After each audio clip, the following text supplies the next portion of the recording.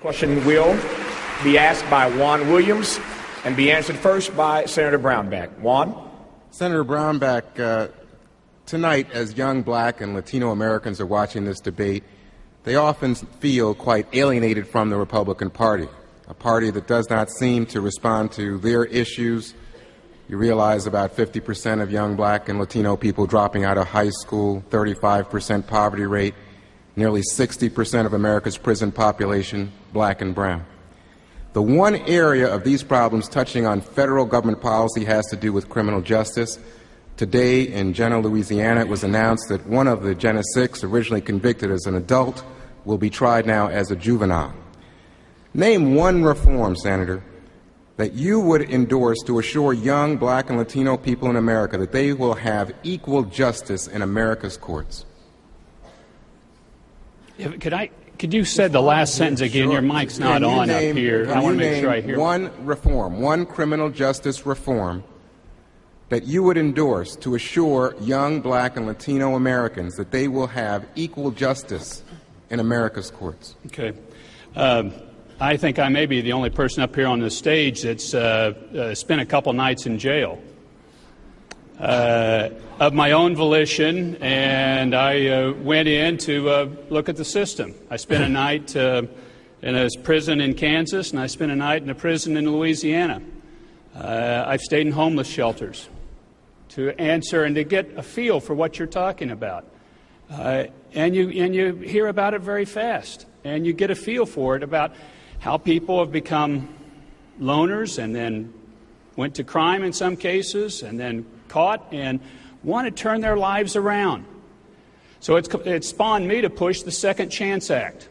It's something that we've gotten through the committee and the judiciary, and what it's primarily focused on is to help people, if they have been caught and they are in prison, that they not go back again. Because right now in the United States of America, if you go to prison, the chances of you going back are 2/3, 66%. That is a travesty that number is that high. This bill, in 5 years, we cut it in half. A lot of its faith-based institutions, a lot of its mentorship and work programs, so we can help Senator, people that are in chains that can't break them themselves. I hate to cut you off. Congressman Tancredo? I believe that it was mentioned earlier, and I certainly agree with the fact that, first of all, there are far too many criminal statutes at the federal level. The Constitution establishes the roles for the federal government and the state government. We have taken on far too many things at the federal level, especially drug laws, mandating certain penalties and that sort of thing. I do not believe that is the responsibility of the federal government. That should be at the state level, and I would certainly not support, and as a way of reform, by the way, I would move the federal government out of that whole business. Now, let me say one thing other that I think that has to be mentioned here. When you talk about the crime rate, so much of this is connected to another huge problem, and that you cannot take apart and you cannot look at just in segments, and that is this. The family, what is happening to the black family in America today and what has been happening for the last 40 years is a disgrace. It is because, of course, as I said earlier, the welfare state has helped create this. But you know what? The welfare state cannot be it can be the breadwinner, but it cannot give you morals, values, or discipline. And that's what it takes in America today. Thank you, sir. Congressman Hunter? Thank you, Tavis. Juan, I don't know as much about the facts as you do in this particular case, but the facts is related that I read in the Washington Post was that the one young man there was knocked unconscious and was kicked in the head while he was unconscious. And I would say this. This is the nation that has rules of law based on accountability, and that accountability should be followed. And I don't know what particular divisions between juvenile and non-juvenile courts are being made in this case, but there must be accountability. If in fact a young man was kicked in the head while he was unconscious, there has to be accountability for that, and that is clearly criminal accountability. Now let me go beyond that. You know, while we talk about this, we've got hundreds of thousands of Americans from all groups and all ethnicities depending on each other, saving each other's lives, every day being with each other in this partnership that we call the U.S. military in Afghanistan and Iraq. We ought to learn from them, and we ought to find that common ground that's allowed them to go forward together. That will make a great America. Congressman Hunter, let me Let me jump in right quick. This is the first time I've had to do this because I want to make sure we get answers to these questions. Your answer notwithstanding, Mr. Williams' question was not answered by you respectfully, and that is there a particular policy that you would support to guarantee young black and brown men watching right now a fairer, equal justice system? That part you did not get to. Okay, here's my answer. Okay.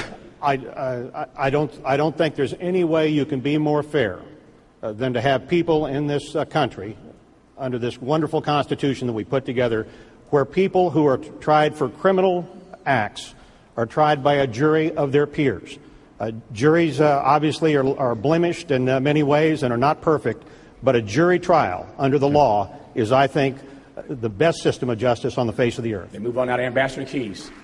Well, I have always favored it. And if you look at a book I wrote some years back called Masters of the Dream, there was a proposal in it that was part of a package of what we need to do to restore real local self-government, which in our case would be neighborhood self-government in a lot of our urban areas. One of the features of that neighborhood government would be the reinstitution of what were called in the old days things like justices of the peace. They were people who lived in the community, came out of the community, were empowered to judge offenses committed by folks who were in and lived in that community, so that there would be sensitivity to the truth that you're not just dealing with crooks. Sometimes you're dealing with young people who, if you treat them in the right way, can be put on a path that will be constructive instead of destructive. But only the people who live in the community would understand that, so they need to have justices of the peace. They need to have judges who come from amongst them. The other thing I would do is I would make sure when people were imprisoned and they were being paroled that you had to consult the community and make a deal.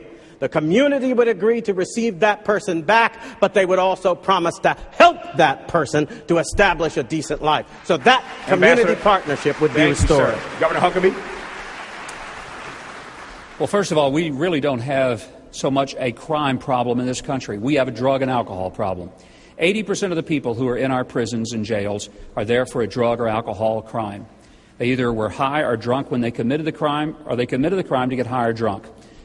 And what has made a huge mistake is that we have incarcerated so many of the people who really need drug rehab more than they need long-term incarceration.